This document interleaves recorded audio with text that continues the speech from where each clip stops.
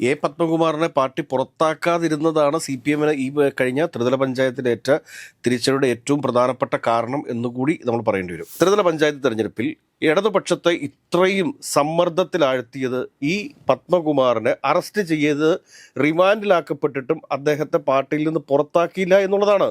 A പത്മകുമാറും ശബരിമലയിലെ ദേവസ്വം ഉദ്യോഗസ്ഥരും കൂടി നടത്തിയിരിക്കുന്ന ഈ ഒരു കൊള്ളയാണ് പുറത്തേക്ക് വന്നുകൊണ്ടിരിക്കുന്നത്. ഇതിനകത്ത് പാർട്ടിക്ക് എന്താണ് ഉത്തരവാദിത്വമുള്ളത്? സർക്കാരിന്റെ ഭാഗത്തുണ്ടായിക്കൊണ്ടിരിക്കുന്നത് അത് ഹൈക്കോടതിയുടെ മേൽനോട്ടത്തിൽ കൃത്യവും സുതാര്യവുമായ അന്വേഷണമാണ് മുമ്പോട്ട് പോയിക്കൊണ്ടിരിക്കുന്നത്. നമസ്കാരം. നമ്മൾ കുറച്ച് ദിവസങ്ങളായി ശബരിമല വിഷയം ചർച്ച ചെയ്തിട്ട് എ പത്മകുമാറിനെ പാർട്ടി പുറത്താക്കുമോ? എന്തായിരിക്കും? എ പത്മകുമാറിനെ പാർട്ടി പുറത്താക്കാതിരുന്നതാണ് CPM-ന് ഈ കഴിഞ്ഞ ത്രിതല പഞ്ചായത്തിലേറ്റ തിരിച്ചടിയുടെ ഏറ്റവും പ്രധാനപ്പെട്ട കാരണം എന്നുകൂടി നമ്മൾ പറയേണ്ടി വരും. വെള്ളാപ്പള്ളി നടേശനെ വണ്ടിയിൽ കയറ്റിയതാണ് ഒരു പരാജയ കാരണം എന്നൊക്കെ എല്ലാവരും പറയുമ്പോഴും ഈ എ പത്മകുമാർ എന്ന് പറയുന്ന മുൻ CPM MLA, ജില്ലാ കമ്മിറ്റി അംഗം, ഇയാളെ സംരക്ഷിച്ചു എന്നുള്ളത് കൊണ്ടാണ് കഴിഞ്ഞ തെരഞ്ഞെടുപ്പിൽ CPM-ന് ഇത്രയും ഒരു കനത്ത തിരിച്ചടി ഉണ്ടാകേണ്ടത് എന്ന് നമ്മൾ പറയേണ്ടി വരും. പിന്നെ ഗ്രീഷ്മ ആദ്യം ചോദിച്ച മാതിരി നമ്മൾ കുറേ ദിവസം കൂടിയിട്ടാണല്ലോ ഈ ശബരിമല ചർച്ച ചെയ്യുന്നത് എന്ന് പറഞ്ഞു. നമ്മൾ പറഞ്ഞിരുന്ന അതേ പാറ്റേണിലല്ലേ കാര്യങ്ങൾ വന്നുകൊണ്ടിരിക്കുന്നത്. നമ്മൾ അന്ന് പറഞ്ഞിരുന്നു, കാരണം ഈ സ്വർണം ഇത് ഉരുക്കി അല്ലെങ്കിൽ ഇത് ശബരിമലയിലെ അമൂല്യ വസ്തുക്കളാക്കി കണ്ട് ഈ സ്വർണം മറ്റാളുകൾക്ക് വിറ്റിട്ടുണ്ട്. ഇതാണ് നമ്മൾ അന്ന് പറഞ്ഞിരുന്നത്. അതിലേക്ക് തന്നെയാണ് ഇപ്പോൾ കാര്യങ്ങൾ വന്നുകൊണ്ടിരിക്കുന്നത്. ശബരിമലയിൽ നിന്ന് ഈ തിരിശേഷിപ്പ് മാതിരി ആ സ്വർണത്തിന്റെ ഒരു ചെറിയ കണിക കിട്ടിക്കഴിഞ്ഞാൽ അതിന് വേണ്ടിയിട്ട് ലക്ഷങ്ങളും കോടികളും ഒക്കെ മുടക്കാൻ വേണ്ടിയിട്ട് തയ്യാറായിട്ടിരിക്കുന്ന ഒരുപാട് ഭക്തന്മാർ നമ്മുടെ രാജ്യത്തുണ്ട്. നമ്മുടെ രാജ്യത്ത് മാത്രമല്ല വിദേശത്തുമുണ്ട്. അപ്പൊ അങ്ങനെയുള്ള ആളുകൾക്കാണ് ഈ സ്വർണം വിറ്റിരിക്കുന്നത് എന്നുള്ളത് സത്യമായിട്ടുള്ളൊരു കാര്യമാണ്. ഇന്നലെ സ്മാർട്ട് ക്രിയേഷൻസിന്റെ പങ്കജ് ഭണ്ഡാരിയെ അറസ്റ്റ് ചെയ്തിട്ടുണ്ട്. അതോടൊപ്പം തന്നെ ബെല്ലാരിയിലെ ഗോൾഡ് ഡീലറായിട്ടുള്ള ഗോവർദ്ധനെ അറസ്റ്റ് ചെയ്തിട്ടുണ്ട്. എന്തിനാ അറസ്റ്റ് ചെയ്തേക്കുന്നത്? ഈ ഗോവർദ്ധന്റെ കയ്യിൽ നിന്ന് തിരിച്ചെടുത്തിരിക്കുന്ന ഗോൾഡ് എന്ന് പറയുന്നത് ഒരു കാരണവശാലും അത് ശബരിമലയിൽ നിന്ന് മോഷ്ടിച്ചു കൊണ്ടുപോയിരിക്കുന്ന ഗോൾഡ് അല്ല. മറിച്ച് എന്താണോ എന്ന് ചോദിച്ചു കഴിഞ്ഞാൽ ഗോവർദ്ധന്റെ കയ്യിലിരുന്ന ഈക്വൽ ആയിട്ടുള്ള ഒരു ക്വാണ്ടിറ്റി, അത് തുല്യ തൂക്കത്തിലുള്ള സ്വർണം കൊടുത്തയച്ചു എന്ന് മാത്രമേ ഉള്ളൂ. എന്നാൽ ഇവിടെ കണ്ടെത്തേണ്ട കാര്യം എന്താണ്?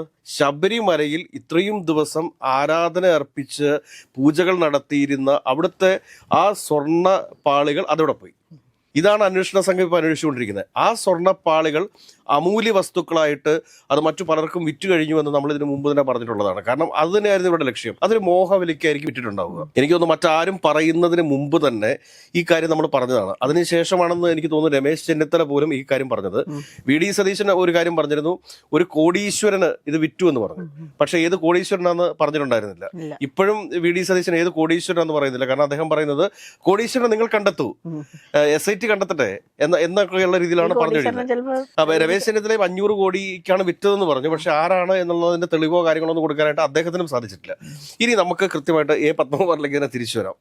എ പത്മകുമാറിലേക്ക് തിരിച്ചു വരുന്ന സമയത്ത് നമ്മളൊരു കാര്യം മനസ്സിലാക്കേണ്ടത് എന്താണെന്ന് വെച്ച് കഴിഞ്ഞാൽ, ഈ കഴിഞ്ഞ ത്രിതല പഞ്ചായത്ത് തെരഞ്ഞെടുപ്പിൽ ഇടതുപക്ഷത്തെ ഇത്രയും സമ്മർദ്ദത്തിലാഴ്ത്തിയത് ഈ പത്മകുമാറിനെ അറസ്റ്റ് ചെയ്ത് റിമാൻഡിലാക്കപ്പെട്ടിട്ടും അദ്ദേഹത്തെ പാർട്ടിയിൽ നിന്ന് പുറത്താക്കിയില്ല എന്നുള്ളതാണ്. കാരണം ഒരു കമ്മ്യൂണിസ്റ്റുകാരൻ ഒരു കളവ് കേസിൽ പിടിക്കപ്പെട്ട് കഴിഞ്ഞാൽ ആ നിമിഷം തന്നെ അയാളെ പുറത്താക്കേണ്ടതല്ലേ? ഏതെങ്കിലും ഒരു കമ്മ്യൂണിസ്റ്റ് കള്ളനെ ഇങ്ങനെ പാർട്ടി ഭാരവാഹിത്വത്തിൽ ആരെങ്കിലും സംരക്ഷിച്ചിട്ടുണ്ടോ? എനിക്ക് തോന്നുന്നില്ല. ആ പാട്ട് പോലും ചിലപ്പോൾ ഉണ്ടാവില്ലായിരുന്നു. തീർച്ചയായിട്ടും പുറത്താക്കിയിരുന്ന ആ പാട്ട് പോലും പ്രസക്തിയില്ലാത്ത അവസ്ഥ വന്നേനെ. ഇനി പറഞ്ഞ വാസു എന്ന് പറയുന്നത് അയാൾ വളരെ സത്യസന്ധരായിട്ടുള്ള ഒരു ഓഫീസറൊക്കെയാണ്.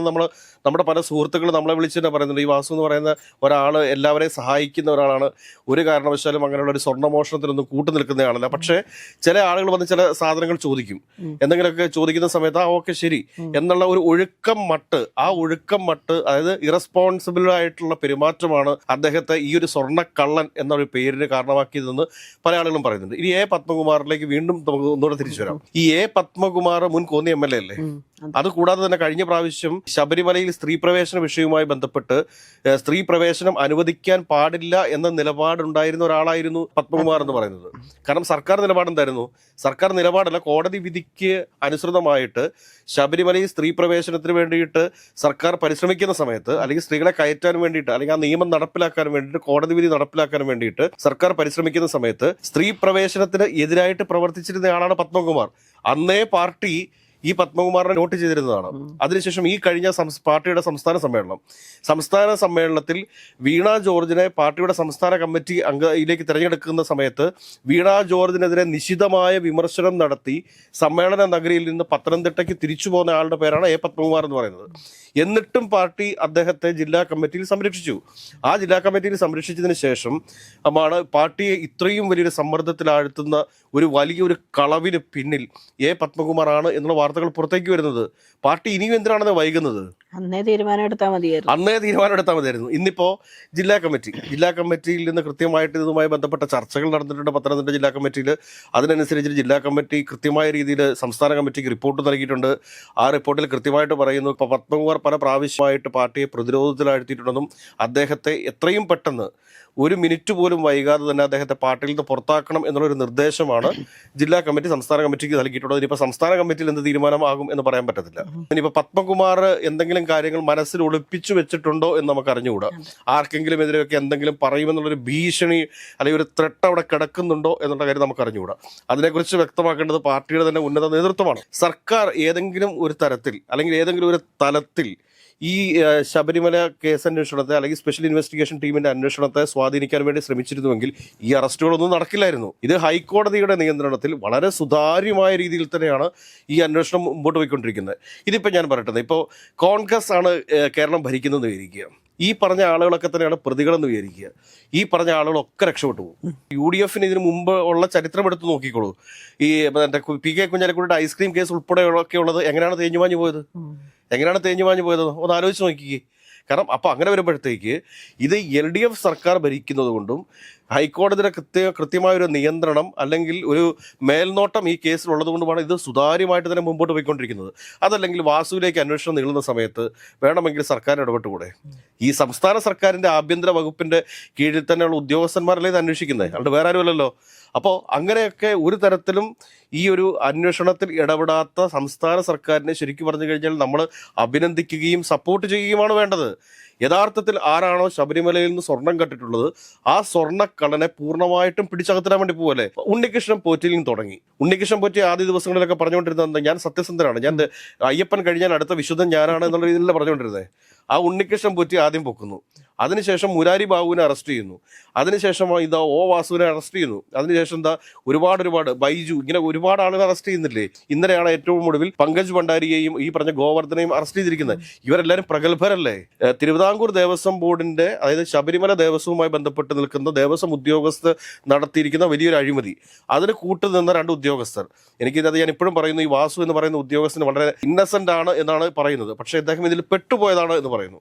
അപ്പോൾ ഏതൊക്കെയായാലും എനിക്ക് തോന്നുന്ന കാര്യം എന്താണെന്ന് ചോദിച്ചു കഴിഞ്ഞാൽ എ പത്മകുമാറും ശബരിമലയിലെ ദേവസ്വം ഉദ്യോഗസ്ഥരും കൂടി നടത്തിയിരിക്കുന്ന ഈ ഒരു കൊള്ളയാണ് പുറത്തേക്ക് വന്നുകൊണ്ടിരിക്കുന്നത്. ഇതിനകത്ത് പാർട്ടിക്ക് എന്താണ് ഉത്തരവാദിത്വമുള്ളത്? ഒന്ന് ആലോചിച്ച് നോക്കിക്കേ.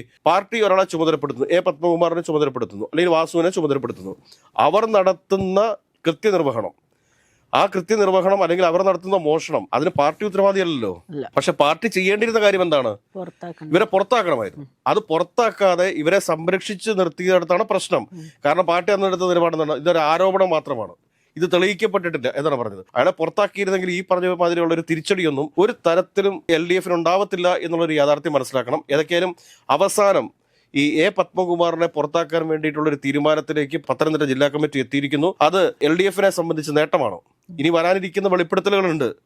ഇനി ഈ പറയുന്ന അറസ്റ്റ് ചെയ്യപ്പെട്ടിട്ടുള്ള പല ആളുകളും കോൺഗ്രസുമായി അടുത്ത ബന്ധം പുലർത്തുന്നവരാണെന്ന് പറയുന്നു. ഉണ്ണികൃഷ്ണൻ പോറ്റിക്ക് കോൺഗ്രസ് നേതാക്കന്മാരുമായിട്ട് അടുത്ത ബന്ധമുണ്ടെന്ന് പറയുന്നു. ഇതിപ്പോൾ സൈബർ ഇടങ്ങളൊക്കെ പ്രചരിപ്പിക്കുന്നതിന് അപ്പുറത്തേക്ക് ഇനി കോൾ രേഖകളും മറ്റുമൊക്കെ ഒരുപാട് കാര്യങ്ങൾ പരിശോധിക്കാനുണ്ടല്ലോ. ഒരുപാട് ഫോറൻസിക് തെളിവുകൾ പരിശോധിക്കേണ്ടതുണ്ട്. ഇതെല്ലാം പരിശോധിച്ച് പുറത്തേക്ക് വരുമ്പോഴത്തേക്ക് നമുക്ക് മനസ്സിലാക്കാൻ സാധിക്കുക ഒരുപക്ഷെ വാദി പ്രതിയാകുമോ എന്ന് മാത്രം നോക്കിയാൽ മതി. ഇപ്പം ഈ കോൺഗ്രസ്സുകാരൊക്കെ ഭയങ്കരമായിട്ട് LDF സർക്കാരിനെതിരെ പറഞ്ഞുകൊണ്ടിരിക്കുന്നത് മോഷണം എപ്പോഴും മോഷണം തന്നെയാണ്, അതിനൊന്നും ഒരിക്കലും ന്യായീകരിക്കാനില്ല. അവിടെ കോൺഗ്രസ് എന്നോ CPM എന്നോ അങ്ങനെയൊന്നുമില്ല. പ്രത്യേകിച്ച് ശബരിമലയുടെ സ്വർണം അടിച്ചു മാറ്റിയിരിക്കുന്നത് ആരാണ് എന്നുണ്ടെങ്കിലും കർശനമായ നടപടികളാണ് സർക്കാരിന്റെ ഭാഗത്തുണ്ടായിക്കൊണ്ടിരിക്കുന്നത്. അത് ഹൈക്കോടതിയുടെ മേൽനോട്ടത്തിൽ കൃത്യവും സുതാര്യവുമായ അന്വേഷണമാണ് മുമ്പോട്ട് പോയിക്കൊണ്ടിരിക്കുന്നത്. അതുകൊണ്ട് ഈ KTA പോറ്റിയെ സ്വർണ്ണപ്പാളികൾ മാറ്റി എന്നൊക്കെയുള്ള പാട്ടുകൾ ഒരുപക്ഷെ അതിൻ്റെ അർത്ഥതലങ്ങളൊക്കെ മാറിപ്പോയേക്കാം വരും ദിവസങ്ങളിൽ എന്നാണ് എനിക്ക് തോന്നുന്നത്. ഏതൊക്കെയും വലിയ അറസ്റ്റുകൾ ഇനി ഉണ്ടാകുമെന്ന് എനിക്ക് തോന്നുന്നില്ല. കാരണം ആ ഒരു സംഘത്തെ മുഴുവൻ കസ്റ്റഡിയിൽ എടുത്തു കഴിഞ്ഞു.